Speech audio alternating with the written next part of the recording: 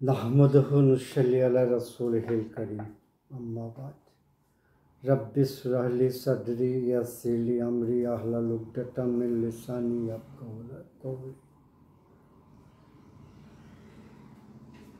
कुराने करीমৰ blueprint হ'ল সূৰা বাকাৰা। মোৰ উদ্দেশ্য হ'ল কুৰাণত কি আছে শ্ৰোতাক অৱগত কৰা। মাদ্ৰাছাত কুৰাণ শিকাত অসুবিধা আছে, বিশেষকৈ আমাৰ নিচিনা মানুহৰ কাৰণে। প্ৰতিটো আয়াততেই হাদিছৰ আলোচনা কৰা হয়। জনা দৰকাৰ, কিন্তু আমি হেৰাই যাওঁ, শেষত বুজিব নোৱাৰোঁ। তাৰ বাবে সকলোৱে বুজিব পৰাকৈ আলোচনা কৰা হৈছে। 127 নং আয়াতত কৈছে, আল্লাহ তাআলাই যেতিয়া মুছা আলাইহিছ ইছলামক কাবা নিৰ্মাণৰ বাবে মেনেজিং ডাইৰেক্টৰ কৰিলে, তেতিয়া বাপেক পুতেক ইছমাইল আলাইহিছ ইছলামে কাবাৰ ভেটি উঠাব ধৰিলে। ইয়াত দেখোঁ সাধনা কৰিলেই সাৰ্থক নহয়, আল্লাহে গ্ৰহণ কৰিলে সাৰ্থক হয়। এই নিগুৰ তত্ত্ব সম্পৰ্কে তেওঁলোকৰ অৱগত আছিল। সেয়েহে প্ৰাৰ্থনা কৰিছিল, ৰাব্বানা তাকাব্বাল মিন্নি, হে প্ৰভু, আমাৰ এই সাধনা তুমি কবুল কৰা। আমি যিকোনো শুভ কাম আৰম্ভ কৰিব ল'লে এই দোৱা পঢ়িব লাগে, ৰাব্বানা তাকাব্বাল মিন্না।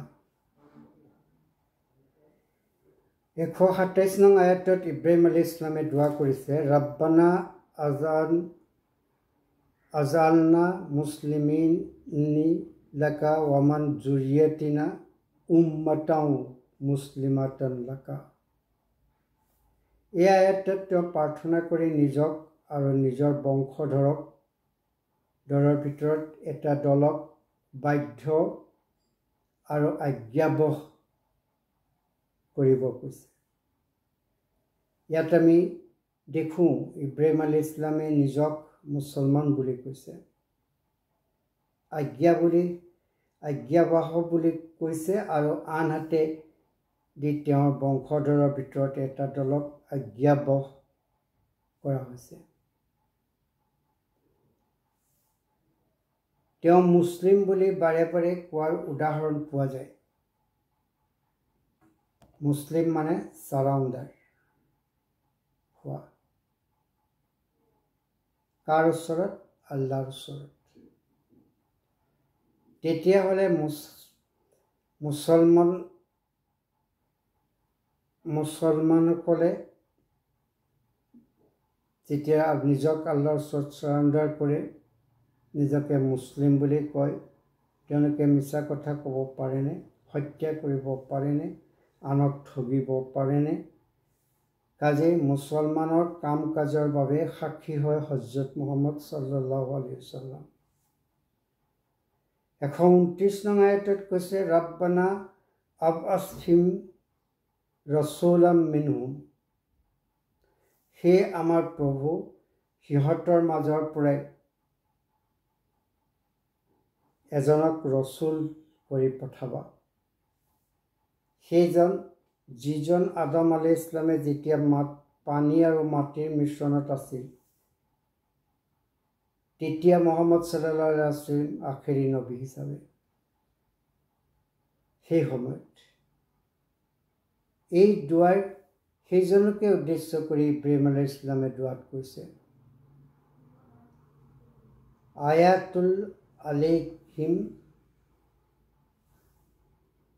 ওয়া আয়াতিকা ওয়া ইয়াল্লিমাহুমুল কিতাবা ওয়াল হিকমাতা ওয়া ইউযাক্কিহিম।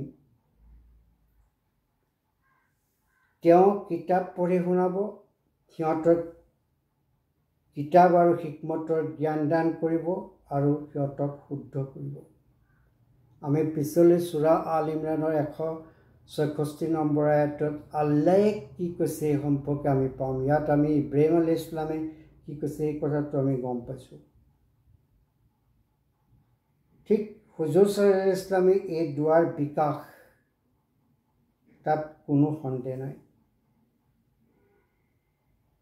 এই দুৱা বাপেক পুতেক দুয়োৱে কৰিছিল, ইব্ৰাহিম আলাইহিছ সালাম আৰু ইছমাইল আলাইহিছ সালাম। উভয়ৰ বংশধৰ হিচাপে আন কোনো পয়গম্বৰ জন্মগ্ৰহণ কৰা নাই।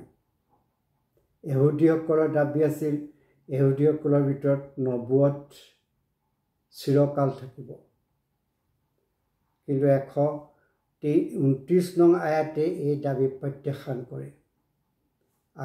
আগৰ আয়াতত কৈছে ইন্নাকা আনতাত তওৱাবুৰ ৰহিম, আল্লাহ তৌবা কবুলকাৰী কৰুণাময়, আৰু কৈছে ইন্নাকাল আনতাল আজিজুল হাকিম, তুমি যে প্ৰবল প্ৰতাপশালী আৰু সূক্ষ্মজ্ঞানী। পৃথিৱীৰ প্ৰথম ইবাদতৰ ঘৰ কাবা। আৰম্ভণিতে এই ঠাইৰ নাম আছিল বাক্কা, বৰ্তমানে মক্কা। বহুতে কয় আল্লাহৰ ফৰ্মাবৰদাৰী হোৱা, আল্লাহৰ বিশ্বাসী হোৱা। ই অগ্ৰহণীয় হ'ব লাগিব আল্লাহৰ তাবে আত্মসমৰ্পণকাৰী। আল্লাহৰ তাবে হ'লে ইব্ৰাহিম আলাইহিছ সালামৰ মিল্লতৰ পৰা মুখ ঘূৰাবনে? হয়তো সি পাগল হ'ব লাগিব, তেতিয়াই তেওঁ মিল্লতৰ পৰা মুখ ঘূৰাব। 130 নং আয়াতত কৈছে আলাকাদ ইস্তাফাইনাহু ফিদ দুনিয়া, মই ইব্ৰাহিমক পৃথিৱীত বাছি লৈছোঁ। ওয়াইন্নাহু ফি আমৰিহি সালিহিন, আৰু আখিৰাততো তেওঁ পুণ্যাত্মাসকলৰ অন্যতম হ'ব। ইব্ৰাহিম আলাইহিছ সালামৰ ধৰ্ম প্ৰকৃত হানিফ ধৰ্ম। এইটোৱেই আল্লাহৰ সান্নিধ্য লাভৰ পথ। 131 নং আয়াতত কৈছে ইজ কালা লাহু ৰাব্বহু আসলিম, আৰু যেতিয়া তেওঁ প্ৰভুৱে ক'লে আজ্ঞাবহ হোৱা। চাওক, ইব্ৰাহিম আলাইহিছ সালামে সপোনত দেখুৱালে পুত্ৰক ইছমাইল আলাইহিছ সালামক কুৰবানী দিয়াৰ বাবে। সপোনত দেখিছে, তেওঁ ইয়াৰ বাবে পলম কৰিব পাৰিলেহেঁতেন। 78 বছৰ বয়সত এটা সন্তান হৈছে, আৰু তেওঁৰ ঔৰসত আৰু 99 বছৰত কুৰবানী দিবলৈ কৈছে। 12 বছৰ যেতিয়া ইছমাইল আলাইহিছ সালাম লৰা ধপৰা কৰিব পৰা বয়স হ'ল, আল্লাহৰ আদেশ হলত পুতেকক জবহ কৰাৰ কথা ক'লে। তেনেধৰণৰ আজ্ঞাবাহী আছিল, অৰ্থাৎ কালা আসলামতু লিৰাব্বিল আলামিন, সেইদৰে তেওঁ সমগ্ৰ বিশ্ব প্ৰতিপালকৰ আজ্ঞাবহ হৈ থাকিল। আমিও ইছলাম ধৰ্মক আঁকোৱালি ধৰি এই ধৰ্মৰ ওপৰতে মৃত্যুবৰণ কৰোঁ যেন। সমগ্ৰ মখলুকাতে আল্লাহৰ ওচৰত তাবে হ'লে, চাৰাণ্ডাৰ কৰিলে আল্লাহ তাআলাই মখলুকাতৰ প্ৰয়োজনীয়তা পূৰণ কৰে।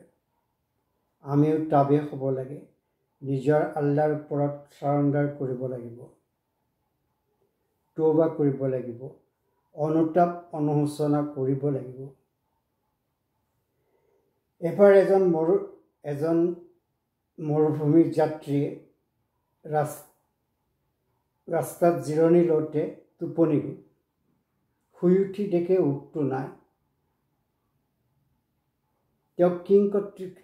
তেওঁ কিংকৰ্তব্য বিমূৰত পৰিলে, কি হ'ব এতিয়া? খোজেৰে গ'লেও মৰুভূমি পাৰ হোৱা সম্ভৱ নহয়। এনেদৰে ভাবি ভাবি পুনৰ তেওঁ টোপনিত গ'ল। এইবাৰ সাৰ পাই উটটো দেখি আনন্দত ক'ব নোৱাৰা হৈ পৰিল। বুখাৰী হাদিছত বৰ্ণনা আছে, এইদৰে অনুতাপ কৰি আল্লাহৰ চৰণলৈ ঘূৰি আহিলে আল্লাহ এনেদৰে আনন্দিত হয়। মুছলিম হাদিছৰ মতে যাত্ৰীজনৰ কথাৰ ধাৰা সলনি হৈ গৈছিল। ক'ব লাগিছিল, আল্লাহ মোৰ ৰব আৰু মই তেওঁৰ বান্দা। তাৰ পৰিৱৰ্তে তেওঁ কৈ পেলাইছিল, আল্লাহ মোৰ বান্দা আৰু মই তেওঁৰ ৰব। আল্লাহে তৌবা কবুলকাৰী, কৰুণাময়। ইন্নাকা আনতাত তৌৱাবুৰ ৰহিম। ভিডিঅ'টো ভাল লাগিলে ছাবস্ক্ৰাইব কৰিব নাপাহৰিব। ছাবস্ক্ৰাইব কৰিলে প্ৰেৰণা পোৱা যায় আৰু নতুন নতুন ভিডিঅ' দিবলৈ আগ্ৰহান্বিত হোৱা হয়। ৱালা বালাগুল মুবিন।